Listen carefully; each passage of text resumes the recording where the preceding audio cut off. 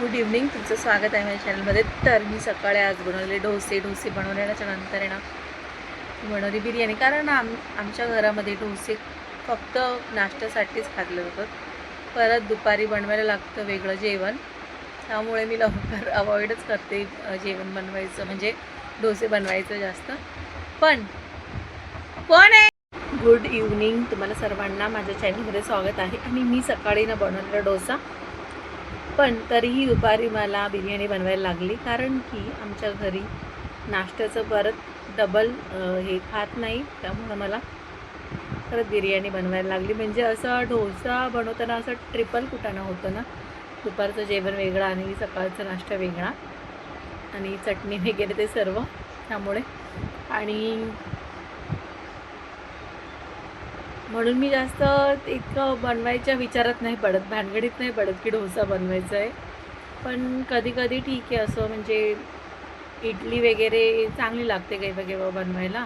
तर पण आज मी फक्त डोसाच बनवला, तर पटकन होतं. इडलीचं कसं जरा हे करायला लागतं, 10 मिनटं लागतात.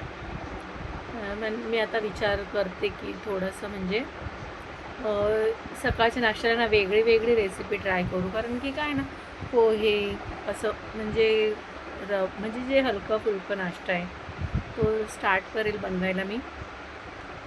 आमच्या घरी असतं चाय चपाती वगैरेच खातात, तर त्यामुळे मग असं मी ठरवलं की 3 दिवस चपात्या बनवणार आणि 3 दिवस असं म्हणजे सिंपल नाश्ता, की रवा उपमा पोहे असं. आणि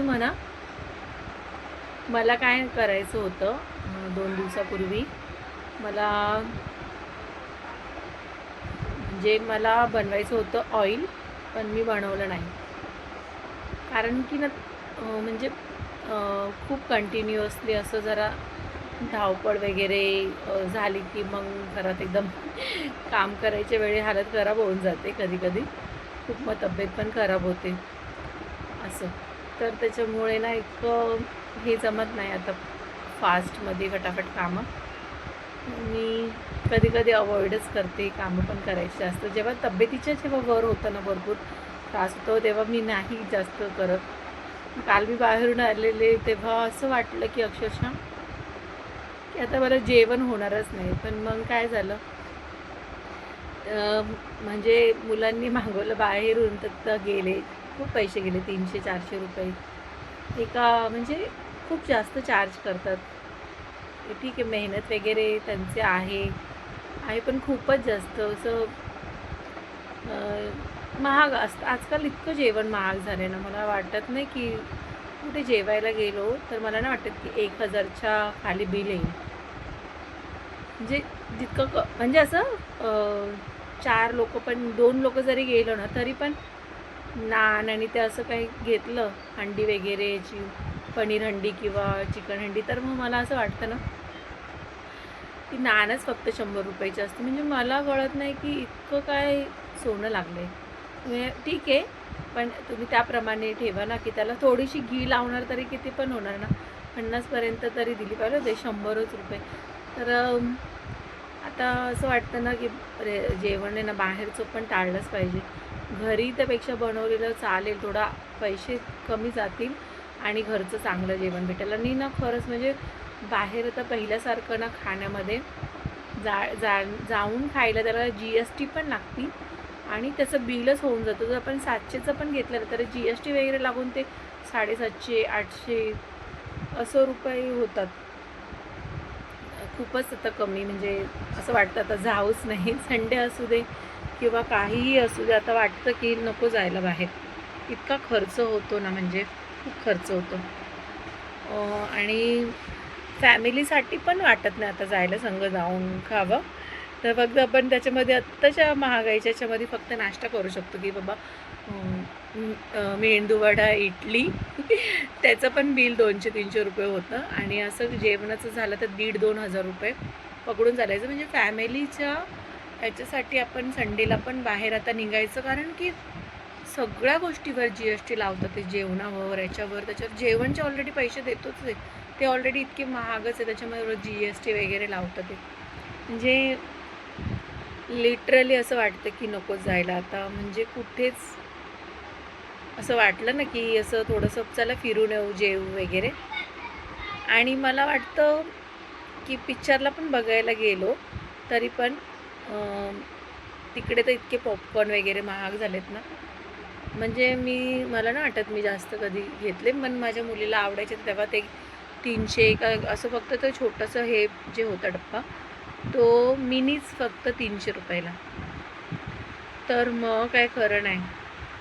तिकडे पण फक्त असं वाटतं पिक्चर बघून घरी जावं. म्हणजे मला वाटतं माझी मुलगी आणि मी गेले होते लास्ट टाईम पिक्चर बघायला.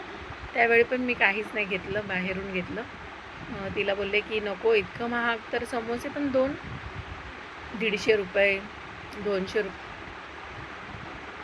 सो बाहेर जेवण करायचं चांगल्या ठिकाणी म्हणजे खूपच जास्त महागाई झालेली आहे जेवणाची पण. असं GST नव्हती तर मे बी शायद असं वाटायचं की थोडंसं ॲटलिस्ट जेवणावर तरी GST नको असं वाटतं. कारण की काय म्हणजे त्याच्यावर कमीच लावले पाहिजे पैसे वगैरे. एक नियम बनवायला पाहिजे की थाली एवढ्यालाच पाहिजे. सगळं हॉटेलमध्ये असं नियम झाला पाहिजे. किती पण पॉश असू दे, काय एकतर त्याच्यापेक्षा वेगळं तर नाही बनवत असेल.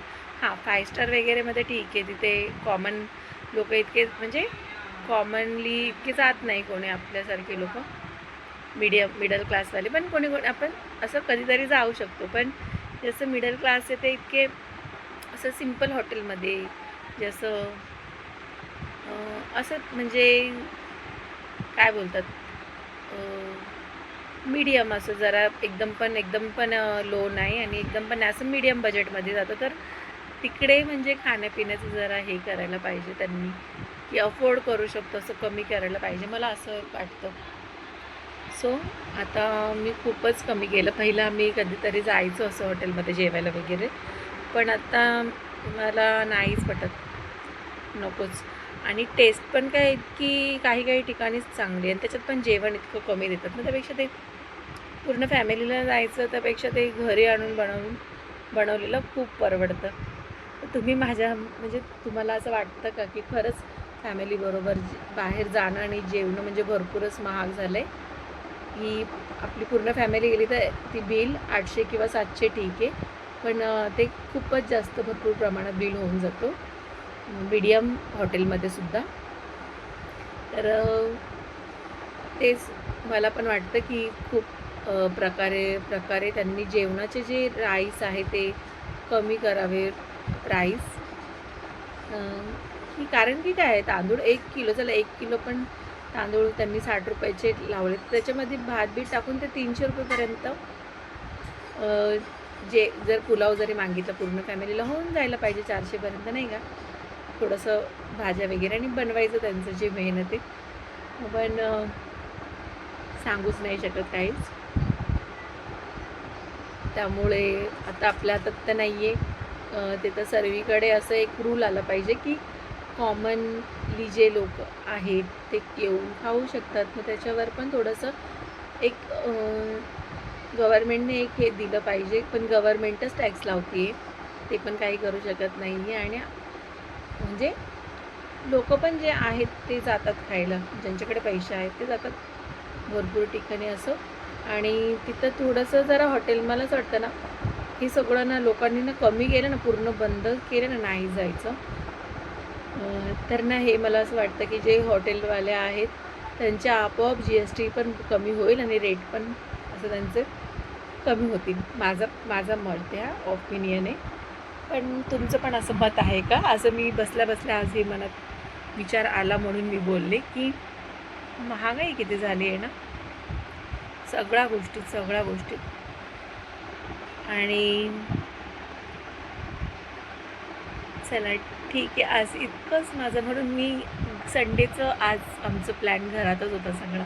फक्त काल इतकं मागवलेलं मुलांनी ना, तर त्याला एवढे पैसे गेले. म्हणजे मला वाटतं 350 आणि अजून एक मागवलेली बिर्याणीच काहीतरी, तर ती 750 का काय असं मागवलेलं. ते पण पिझ्झा पण इतका महाग. मला फक्त ना असं ते बर्गर वगैरे असतं ना मॉलमध्ये, ते सिम्पल बर्गर ते चांगलं वाटतं, 60 रुपयाला बस झालं.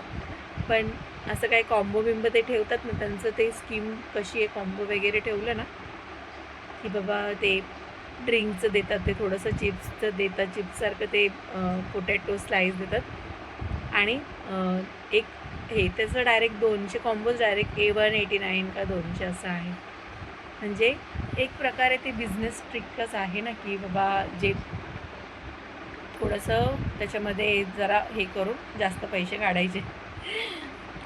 तर चला ठीक आहे, हे माझं मत झालं. पण इतकी महागाईमध्ये संडेला बाहेर जायचं म्हणजे खूपच कमी केलं आहे आम्ही आता. पहिलं मी जायचे, पण शॉपिंगचं काही माझा नाद कमी होत नाही आहे. तो पण मला कमी करायचा आहे, कारण की शॉपिंगमध्ये खूप जास्त पैसे जातात आहे. त्यापेक्षा मग असं वाटतं आहे की आता बस झाले, खूप जास्त पैसे नको घालवायला.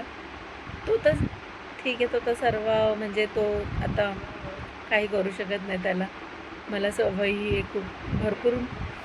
मला वाटतं मोस्ट ऑफ स्त्रियांना ही सवय आहे, मुलींना, की कपड्यांचं त्यांचं काही वेड जात नाही आहे. त्यामुळे तर असं सर्व आहे, काही नाही करू शकत.